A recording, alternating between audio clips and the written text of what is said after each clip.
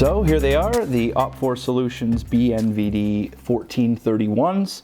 These are a Canadian exclusive of the OEM product that Argus Night Vision Technologies makes. So I'll do an overview of the housing itself, and then I'll talk about some of the very specific things that I've got set up. Just a couple things before we get into this. So number one, I'm actually not going to talk about tubes. Tubes are a completely other demon when it comes to night vision discussion. For this review, I'm just going to cover the housing themselves and the setup that I've got going on in terms of the housing. And two, I know it's been a minute, so it's been some time since I've created some content. I won't really spend any time dealing with that today. Nothing bad has happened over the last couple of years. Just had a lot of stuff on my plate and I just didn't have enough time to edit and film creative content. So thank you those who are sticking with me. Sorry to those who have taken off and for my lack of content, but changing that going into the future. So with that being said, let's talk about the housing. So as I'd mentioned, this is the BNVD 1431. Now they should look a little bit familiar. They're actually patterned off of the L3 PVS-31A system. If you're sort of going, hey, that 1431 sort of sounds familiar, probably because L3 also has another version of the PVS-31A that uses PVS-15 optics and some upgrades to the housing, and they called that the 1531. So the Argus, or in this case, again, the Canadian exclusive OpFor Night Solutions version of the 1431s, the 14 in that is because it takes 14 optics, and again still based on the 31 sort of base housing, so 1431. Now some small benefits there. PVS-31As, number one, I'm Canadian, so ITAR rules my life and I can't get PVS-31As, but everything about them, like the glass, is proprietary. So having 14 styled glass, and what I mean by that is modeled for PVS 14s, so it's widely available, easy to replace, easy to source, all that fun stuff. So this unique housing, taking 14 glass and still offering all the benefits of a PVS 31A styled body, it's the way to go here in Canada, my opinion. So what makes a 1431 housing? Well, again, like I said, it's patterned off the PVS 31A, which means it's an articulating binocular night vision device. So what do we mean by an articulating binocular night vision system? And that is, it means the pods themselves in the binocular, as opposed to a fixed bridge system, which I'll show you in a minute. The pods themselves can independently articulate or rotate, much like the PVS-15 or the PVS-31, and that allows for a pretty high degree of articulation. What it allows you to do is actually stow them closer to the helmet when not in use, so it actually brings the center of gravity on top of your head and helmet when there's already extra weight on there. It brings it closer to the center of your neckline.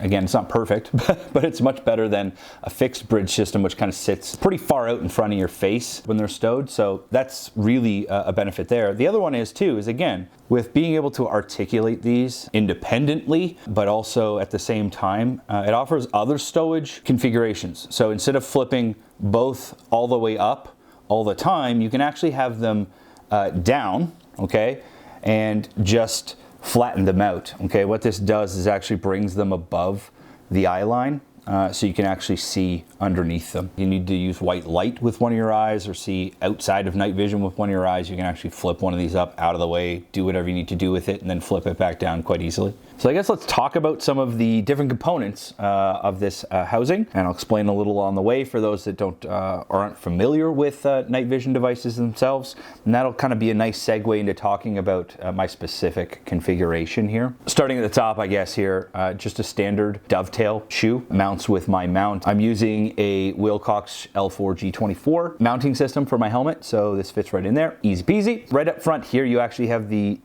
digital control for on-off. My tubes are not a manual gain tube, but if I did have a manual gain, I could actually use this knob and it would control the gain. It does have onboard IR illuminator, which you can see right here. Again, along the sides here is just the articulation joints for those pods, right? Now attached to those are these little knobs on the side. So I should probably put that in focus. These little knobs on the side. What these are basically like a set screw. The knob turns the set screw, and what it does is it sets the specific position of each pod, how far it can go in right? And what that is controlling is what's called the interpupillary distance. It's always hard to say. And basically what it means in non-fancy words is just the distance between your eyes. So with that, again, you just tighten or loosen that little knob, and that allows the pod to sit at a different distance, right? Again, creating that distance between the two combined. Now this big knob up front here, that's just the battery compartment, nothing sexy or fancy there. So these run on a single AA battery, or along the other side of the housing itself here, you notice there's actually a power cable hookup. This can run off a PVS-31 style battery pack. Again, I do have one of those, so I'll show you on my helmet in a little bit. But again, you can just run it on a single battery, single AA battery. Now along back here of the housing, what we have is just a DIY, little homemade solution for some night vision retention. So I'm gonna make this point right now. You know, if you're already into night vision, or if you're looking to get into night vision, those who own it already know this, but those looking into it may be on the verge of finding this out. Night vision is not cheap, okay? It is like car prices in a lot of cases, okay? Night vision retention, what I mean by that is, if for any reason this night vision device falls off my helmet, trust me, you don't want it hitting the ground. In any case, what you're seeing here is the DIY solution. This is just some shock cord, and I've just tied it in such a way that it gives me a loop up here. Again, it'll make sense when I show you the helmet. So as you'll notice, the pods, they're not the same color as the housing itself. That's because I actually got them Cerakoted before these were put together. Now, OpFor Night Solutions, just as a heads up, that's my buddy Z. He's, for those of you who've been around with me for a long time here on this channel, he's my airsoft tech. He's one of my great friends these days. It has been for a very long time. In any case, he started a night vision company because all of us Canadian airsofters were getting in a night vision, and it was becoming to be a more regular thing. And a couple companies have booted up here in Canada recently, and one of those is my buddy Z's company, OpFor Night Solutions, right, who have put together this BNVD 1431 system. So in any case, the Cerakote you're seeing here is just like a multicam blackish Cerakote treatment done by a Canadian company here called Roscoe Coatings. He does phenomenal work. Check him out on Instagram, Facebook. Again, Roscoe Coatings. I'll put that in the description down below somewhere. Obviously, I'll put OpFor Night Solutions and Argus Night Vision Technologies information in the description below as well. But that's just for style points. That's what you're seeing there. So great work by Roscoe Coatings there. Let's talk about glass. Yes, okay, night vision is 95% the tubes that go into it, okay? That's why I said, hey, I'm gonna leave that out of this one. It's just a whole other demon. But the other small piece to this is, you know, night vision in the end is sort of like a camera lens, right? And with all camera lenses, or, you know, scopes on firearms, right? There needs to be an objective piece of glass to focus light towards something, or, you know, in the case of scopes, magnify it. And an eyepiece lens, okay, where it refocuses all of that light on the other side to be viewed by your eye. You know, the standard sort of PVS-14 glass is made by a company called Carson. It's the mil-spec standard that goes into PVS-14s. Do not get me wrong, it's awesome glass.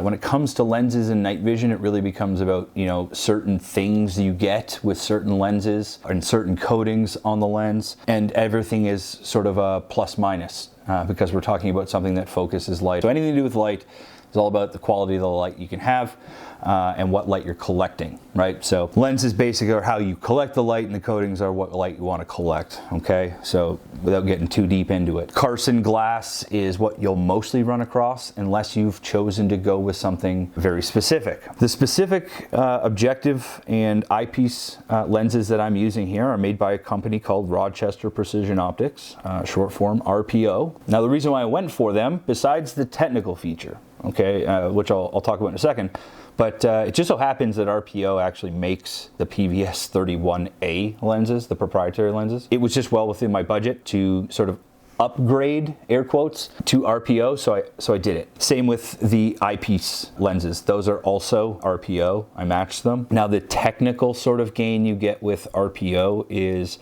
in some lighting conditions, they're a little bit better at light transmission to the tubes, okay? So you get a better image in some scenarios. Now again, it's a very minute sort of gain, okay? The downside, with the objective lenses and the coating itself just allowing for more light transmission, they're also not as great at handling things like subduing light bloom. So in brighter conditions or urban conditions, there'll be more light bloom or perceivable light bloom. Again, this is all very subjective to the person who's using the night vision system. Myself, I don't get really bothered by whatever apparent bloom these add or don't add to my experience. So I like the brighter image. I've used a different style of glass on my Sentinels before, and they actually reduce bloom, but they actually reduce the light transmitted too. So if I were to compare the two, you know, which is just a subjective sort of feeling based on experience or perceived experience, I do like the additional light collection or transmission that the RPO glass provides. So I guess let's talk about the other side here. Let's talk about the eyepiece side. There is one downside to ordering or going with the RPO glass, is that RPO themselves don't actually make an eyepiece housing. And if you look at the back end here, that's not a housing you might have recognized, okay? Like the actually assembly for the eyepiece glass itself. And that's because this was actually designed and manufactured by OpFor Night Solutions, so my buddy Z, to accommodate the RPO glass. It's a fantastic design. So at the end of the day, he calls it his ultralight design, okay, his ultralight lens assembly. It brings down the weight of the total system significantly in terms of grams, okay? And again, I'm not really gonna get into too much about the whole, like, you know, plus minus grams, getting the lightest night vision system. I just care about the perceived effect. So if I can wear them for a long time, awesome. Like, that's what I'm looking to achieve. In this system, it's more of a combined thing. Like, are they light enough? Yes. And again, I'll show you some footage of the actual weight of the system. So these are almost exactly 500 grams. Neither here nor there. My other housing, the other setup was, I think, somewhere in the avenue of like 520 grams or whatever. Doesn't really matter. Where that kind of works out to be is it's like 1.1 pounds or 1 pound, okay? In any case, anyone who wants to add one of these ultralight eyepieces, again, Z's design will fit on any other sort of model or housing too. If you're going for lighter systems, there's lighter systems out there. Combined with this, just makes them the lightest possible. I cannot rant and rave about this eyepiece assembly. It's phenomenal. So again, awesome job by OpFor Night Solutions on that one. And then on the front end, again, you just have your regular infinity stops for PVS-14s, and then again, the objective lens itself. That's not something that Z's had to print. That's actually just the front end of the lens. To focus, you can actually just turn that back and forth, obviously, like most would be used to in some sort of lens type system, okay? The infinity stops, that's what these are. You see those little screws there. It sets the scope of the limits of that turning, right? So properly setting your focal distance and the capabilities of changing that focal distance to the distances you need to functionally work under night vision. So close, far, or infinity is really what you kind of present in a night vision scenario. The infinity stops will define that limit for you and your eyes. So I guess I'll make a pit stop there. You know, little thing about night vision. It's not some magic device. Now, I joke about it all the time that it is like modern day magic, right? Just because the technology is fantastic. We're animals that live in the daytime. So historically, we've always been afraid of the dark, and then came along this technology where you can actually look through the dark, right? So it's phenomenal, right? But in terms of it being a tool, right? Like it's not some infallible device, and it has some properties you kind of need to understand about how it works, right? So I'd sort of mentioned it earlier. It's kind of like a rifle scope or a camera lens, okay? So again, because you're focusing light through pieces of glass, these don't operate as dynamically as the human eye does, okay? So you're setting each of these lenses to focus at a certain distance, and anything not at that distance will start to blur at a range. So that's something you need to take account of, obviously. I guess another thing to consider with that, what you're doing is essentially taking these dynamic lenses called the human eye, and you're looking through two tubes, right? Two camera lenses. And much like how our brain, you know, superimposes the sort of slightly offset image from both of our eyes, and our brain then overlays that into one image that we understand. With human vision, you know, the total with that overlaid image in front of our face, our total field of view is something like 140 degrees, 150 degrees, right? It's not perfectly 180. We do have some occlusion off to the sides there, but it's pretty comprehensive. Our peripheral vision covers a lot. Here's the thing though, you're looking through something that has theoretically, like the lens itself allows for about a 40-degree field of view through a circle. And again, you combine those two, the overall image is still around 40 degrees. So you're missing a huge portion of your visual range looking through this tool. It's why you might have heard like sort of that running joke in the night vision world, or whatever. It's like looking through a toilet paper tube. Literally is similar to that effect. It's just a reduction of your total field of view that usually on every other day of your life, forever how long your life has been, it's weird. It's not what you're used to, right? So it takes some training to truly figure out how to operate, move around.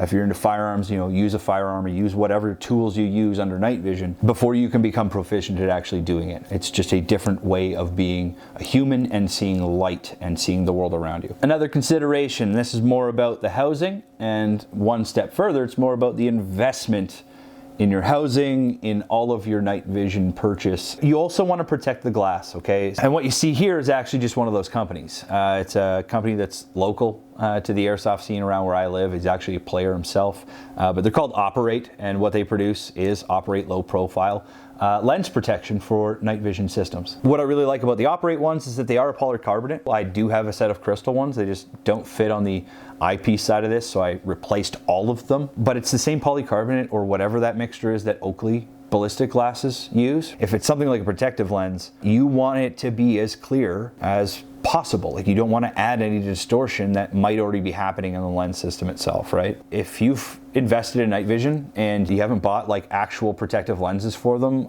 I say shame on you.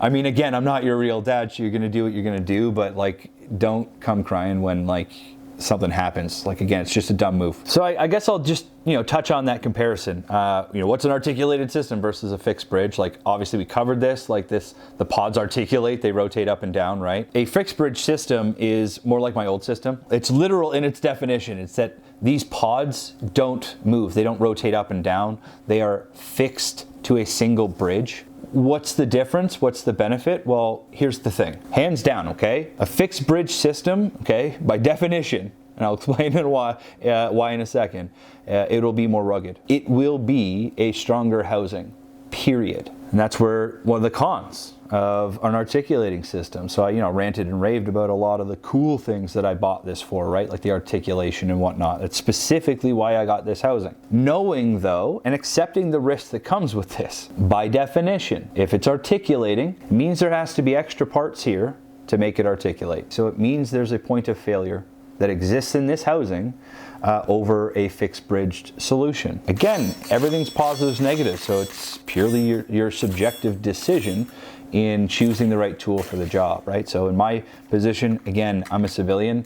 I use these for consulting work and training work and airsoft. Consider all the sort of differences and choose the right system for you. So that's probably a good little segue into me making the old helmet appear here. I'd mentioned retention before, okay? So if I just rotate this a little bit here, like I said, it's just a simple length of shock cord, okay? Which attaches back here at the accessory rail, and it just runs up through my helmet cover underneath the patch on the side. And maybe this is an unpopular or just maybe an ignorant opinion. Hopefully it becomes the popular opinion. I see a lot of guys talking about this in the same direction that I'm about to speak on it. I think it's the right direction. Again, neither here nor there. You can find this out yourself. A lot of guys use these bungees for retention, right? How it attaches and retains the night vision, what I often see is, and especially the dead giveaway one is this one, when it's these retention, the retention shouldn't be under tension or elastic tension, more so is where it applies to shock cord. Here's the thing. Retention, for night vision is so if your night vision ever sort of busts off your mount, right? Like if this ever disconnects, you don't want it hitting the ground. If the night vision is attached to your helmet under explicit tension all the time, if this breaks away, the first thing your nods are gonna do are to smash into your eyes and nose. Well, that's never happened to me. Ask anybody who's, you know, in one of those videos on the internet of putting their eye way too close to the scope before firing a rifle, and ask them how being a pirate has been for them. So like I had said, just the simple length of shock cord, right? That little mini hook, where that mates up to is, as I'd said, that little DIY section of shock cord on the housing itself. I've just tied that loop in there, and that's actually where I mount the two together, and then the whole system then attaches to the Wilcox mount, right, as you see. So here's the battery pack. First and foremost, huge shout out. Now, anybody who's watched my channel for a long time, you probably know I'm a big fan of Faro Concepts. This isn't a Faro Concepts video, but I will point out that I really like their PVS-31 battery pack mounting system. Okay, so it's this weird carbon fiber stuff that we see all like laser cut carbon fiber stuff we see all over the place now, giving rigidity with not a lot of weight added. It provides a frame for all of the elastic sort of stuff to go on. It's phenomenal. It's lightweight. It does what it's supposed to do. It holds battery packs. Wicked, okay? And then obviously you've got Pickle Rick. Thumbs up, Pickle Rick. Neither here nor there, but this is, okay, the battery pack. It's, again, much like the housing itself, it's modeled after, cloned off of just a standard PVS-31A battery pack. It holds 4 lithium AA batteries in there, so again, instead of running off 1 battery, you can run it off 4. This also does have, okay, so these 2 little nubs here, and there's a switch underneath here. I don't know how else to explain them, but these are just 2 giant fuck you strobe lights in IR. I'll probably never turn them on because I don't think any of my friends would be friends with me anymore. They're very bright, right? So again, in operational settings, sure. But that's basically the setup. So let's talk about some housekeeping, okay? Again, this is a Canadian exclusive for OpFor Night Solutions. The OEM, the actual housing is made by Argus, but the Canadian exclusive portion of that is, instead of all of Argus's default hardware, so he sent over all of his own personally sourced hardware that he wanted to use for his offering here in Canada, and they actually installed all of it factory. He offers Cerakoting on his models. Neither here nor there. That's done through partnership of Roscoe Coatings. Again, not that the factory hardware on the Mark 1s or the non-Canadian version of the Mark II housing was bad whatsoever. It's just Z is very particular. So in any case, I go with what Z suggests in his builds. I've always done that in Airsoft as well, so is what it is. But in any case, this is the Mark II. It's the newest version. Now, I do have one nitpick. Okay, and it's just a logical one here, okay? And I really don't care in the end, but if I use the logic of my brain, it's still a nitpick and I'll still mention it, okay? So, well, when L3 made the 1531 housing, what they did was they took this power port and they actually moved it to the back of the housing, the back of the battery compartment there. On the PVS-31As, if you plug your power lead here, it defines a maximum articulation up. For me, I don't care, okay? I really don't care. That's why I say, in my case, I don't care about what decision was made here. If the 1531, if L3 thought ahead of time that, you know what, hey, on the 1531s, we're gonna change that so it actually sits back here so it doesn't interfere with the articulation at all. I'm a little lost at why the decision was made to leave it on the side of the housing here, again, which will stop that articulation. Again, it's just something to note, okay? It's my only thing I'll nitpick against this. Everything else is absolutely phenomenal. I literally cannot rant and rave more about OpFor Night Solutions BNVD 1431 Mark II, OEM'd by Argus with some upgrades by Z here. That's a bit about it. Thanks everyone for their time. If you like the actual review content, you want to check out stuff in the future, obviously you can always subscribe. If you don't, no worries. I watch YouTube that way too. So other than that, guys, thank you so much for your time. Drop any questions you have below. Be nice to each other, obviously, and looking forward to speaking to you guys soon and making more content. Until then, later.